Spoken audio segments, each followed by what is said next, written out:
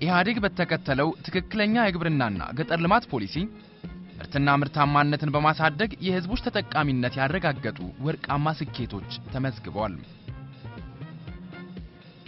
የተከበራችሁ የሀገራችን ህዝቦች ኢህአዴግ ከጅምሩ ያስቀመጠው የኢኮኖሚ ልማት ዓላማ ህዝቡ በየደረጃው ተጠቃሚ የሚሆንበት ሀገራችንን ከተመጽዋችነት የሚያላቅቅ ፈጣን ኢኮኖሚያዊ እድገት በማረጋገጥ የዳበረ የነጻ ገበያ ኢኮኖሚ መገንባት ነው። ማንኛውንም አይነት የኢኮኖሚ ልማት ለማረጋገጥ ካፒታል፣ ሰራተኛ፣ የሰው ኃይል፣ መሬትና እነዚህን በውጤታማነት አቀናጅቶ መጠቀም የሚችል አመራር ያስፈልጋል። በአገራችን ተጨባጭ ሁኔታ ሲታይ ልማት ለማረጋገጥ የሚያስችል የካፒታል እጥረት መኖሩና የካፒታል እጥረቱን በአጭር ጊዜ እንደማይፈታም ግልጽ ነው። በአንጻሩ ቁጥሩ ከፍተኛ የሆነ ታታሪ ሰው ኃይልና ለልማት የተመቸ በቂ መሬት አለም። ይህም በመሆኑ ከፍተኛ ካፒታል የሚጠይቀውን ኢንዱስትሪን ማዕከል ያደረገ ልማት የትም እንደማያደርሰን የታወቀ ነበር።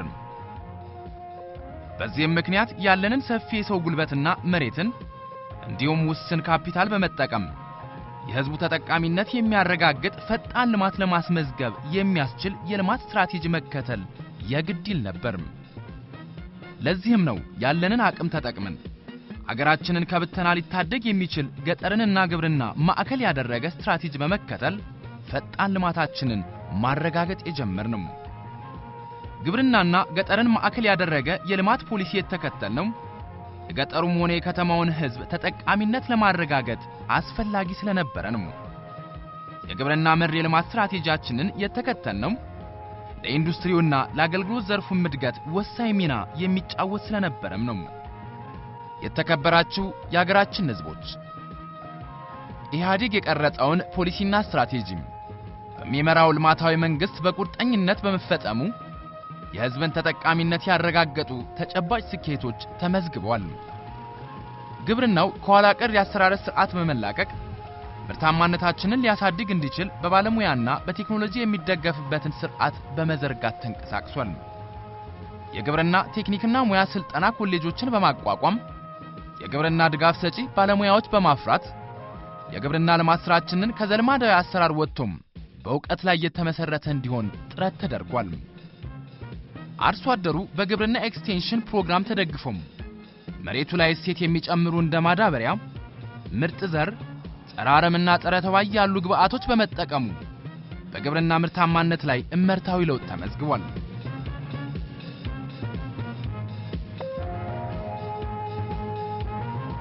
ባለፉት የእድገትና ትራንስፎርሜሽን እቅዳችን 4 ዓመታት ብቻም በዋና ዋና ሰብሎች 88 ሚሊዮን ኩንታል የምርት ጭማሪ ተገኝቷል።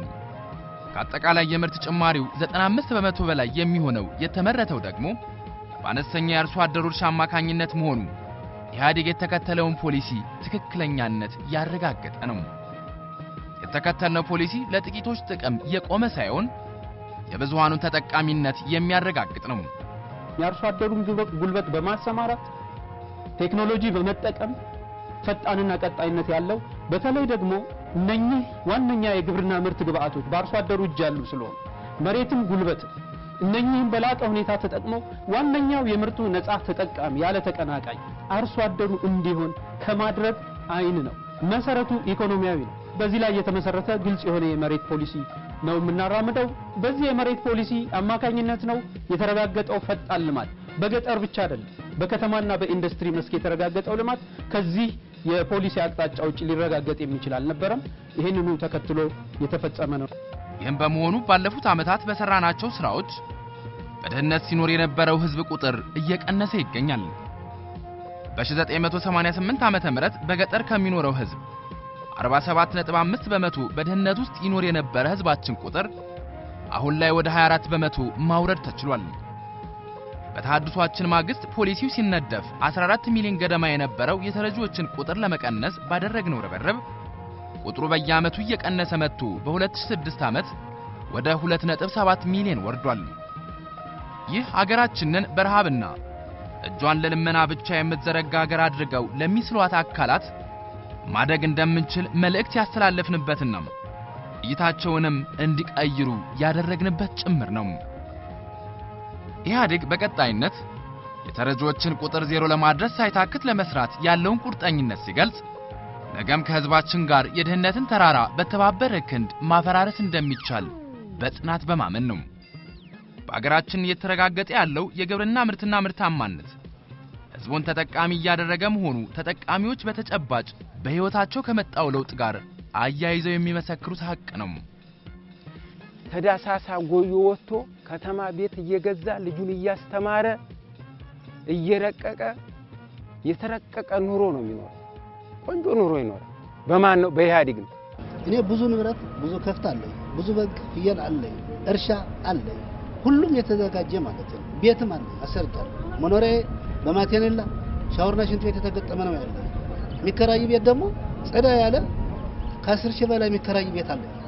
አሁንና ድሮ አነመሳስለው እንኩኖ ዱጅራቹ ባቴ አኩማ ከሌሳሰን ስልጠና ባይሰጠን ኑሮ ልክ እንደ ትናንቱ በሄክታር 5 ኩንታል እናመርት ነበር። አሁን ግን በየጊዜው በሚደረገው የመልካም ተሞክሮ ማስፋፋት ስትራቴጂ እኔ አሁን በዘመናዊ የግብርና ቴክኖሎጂ በመጠቀም 111.5 ኩንታል ከሄክታር በማግኘት ይህን ሜዳሊያ ተሸልሜያለሁ። ኢህአዴግ ምንድነው ለሚሰራ ሰው ማበረታታት ነው፣ መሸለም ነው። በርቱ ነው፣ ተበራቱ ነው። ለተሩት ለራሳችሁ ብቻ እንደ ጋሪ ፈረስ ባንድ አቅጣጫ ሄዳችሁ አጋብሱ አይደለም እሱ የሚለው። ለተቀሩት መመሪያ ሆኑ፣ ለተቀሩት ደግሞ ይህን ተሞክሯችሁን አስተላልፉ፣ ብዙ ሰው አብቁ ነው የሚለው ኢህአዴግ።